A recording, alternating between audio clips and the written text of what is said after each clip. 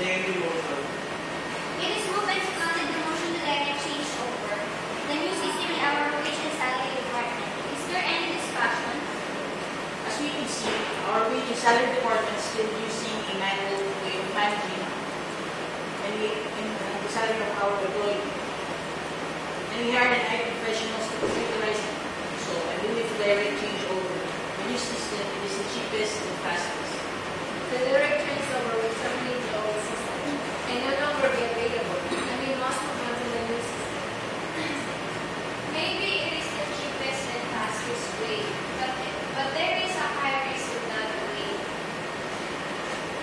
Yes, Mr. Rosales.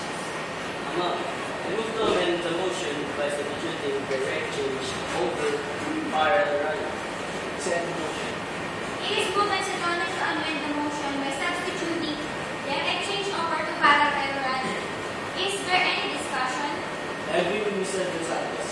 Parallel running will be available quickly, but very expensive. Somehow it is not a very risk.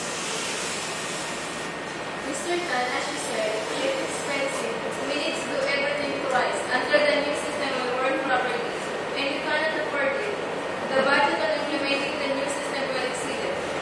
I'm afraid I'm not convinced the system being increased.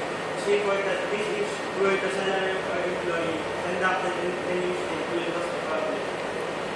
Mr. Venezuela, I understand your concern, but our government today, it is not practical to use parallel running.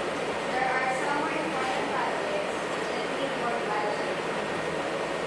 We have to look forward. If we use direct change over and it fails, system so that get lost. Unlike